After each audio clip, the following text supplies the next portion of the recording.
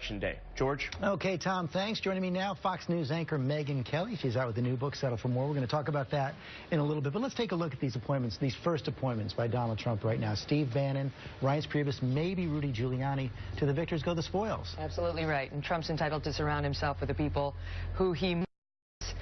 Bannon's really the only one so far who's caused a lot of controversy. I mean, it's sort of like a tale of two cities, where you've got Reince Priebus, who's more establishment, which Trump has been railing against, and then Steve Bannon, who's spent his entire career railing against. Well, that sets, and he says they are going to be equal partners.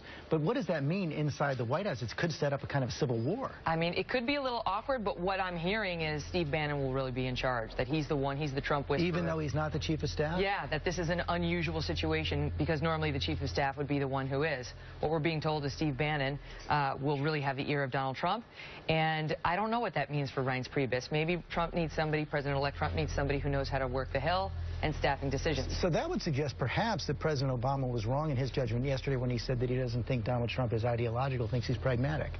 Well, I think both are true. I mean, I think both are true, that he's not ideological and that he is pragmatic. And I think Steve Bannon, though he is a controversial figure, has advised Donald Trump very well. You remember Trump's campaign was really flailing until Bannon came in, a guy who doesn't run political campaigns, but who completely understands these working-class Americans who have had it with Washington and the so-called establishment. But what do you say to those critics who say this is bringing a white supremacist into the White House? I don't know that there's evidence of that. You know, I mean, I think people need to be... headlines? The Breitbart headlines, his defenders, I mean, they're absolutely controversial. But what his defenders say is he's not responsible for every single headline that went up on Breitbart while he was the executive chairman, and that website is known for being provocative, and so they're looking for clicks. Now, it definitely appeals to a segment of the so-called alt-right, which includes some white supremacists.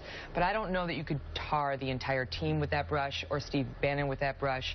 But having said that, there's no question this man is controversial. So, you know, we're going to talk more about your book coming up in the next half hour. You call 2016 your year of Trump, and it really details tough encounters. What does that tell you about what kind of president Donald Trump will be, and how can you put that all aside in covering him? Well, I mean, I have a year of doing it. So, I mean, now it's easy to cover him because we're out of that weird place that we were in. It definitely posed his challenges when he was coming after me so relentlessly and causing security issues in my life and the life of my family. But I did it. And it was a test of me as a person and a professional, and I think my team and I, the Kelly File, managed to navigate it pretty well. But what it tells me about what kind of a president he would be, listen, there's no question that Donald Trump is thin-skinned, and he can be mean-spirited. He can be vindictive.